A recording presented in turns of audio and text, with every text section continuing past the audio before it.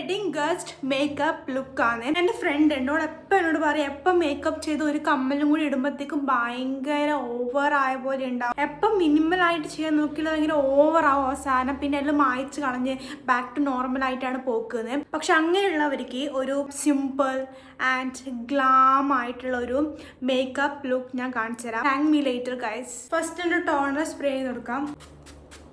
Hydrating ആയിട്ടുള്ള ഒരു toner, A moisturiser first തന്നെ നമുക്ക് സ്കിന്നിലേക്ക് അപ്ലൈ ചെയ്ത് കൊടുക്കണം. Now we need A concealer. നമ്മൾ ഇവിടെ ഇങ്ങനെ 2 കോർണേഴ്സിലായിട്ട് നമുക്ക് അപ്ലൈ ചെയ്ത് കൊടുക്കാം. ഡാർക്ക് സ്പോട്ട് ഉള്ളത് അവിടെയൊക്കെ നമുക്ക് ഇത് അപ്ലൈ ചെയ്ത് കൊടുക്കാം. Blend it. ഐബ്രോ ഫില്ല് ചെയ്ത് കൊടുക്കുമ്പോൾ നമ്മൾ എപ്പോഴും ഒരു ബ്രൗൺ ഐബ്രോ പെൻസിൽ തന്നെ യൂസ് ചെയ്യാൻ ശ്രമിക്കുക.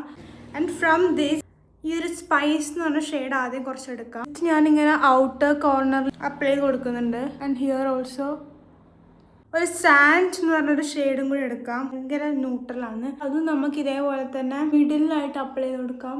മിഡിലായിട്ട് ഇങ്ങനെ അപ്ലൈ ചെയ്ത് കൊടുത്തു. ഇവിടുന്ന് കുറച്ച് ഡാർക്ക് ടു ലൈറ്റ് ഷെയ്ഡിലേക്ക് വന്ന പോലെ ഇല്ല. അപ്പം നമ്മൾ നല്ലോണം എന്ത് ചെയ്യുക, ബ്ലെൻഡ് ചെയ്ത് കൊടുക്കുക.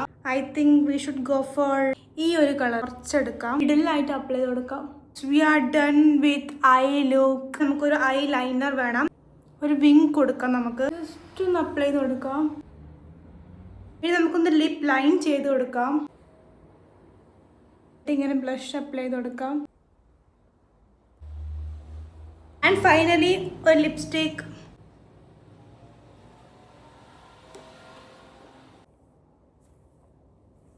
ഇതാണ് എൻ്റെ final makeup look.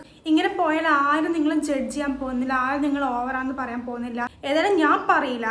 By the way, that's it guys. By.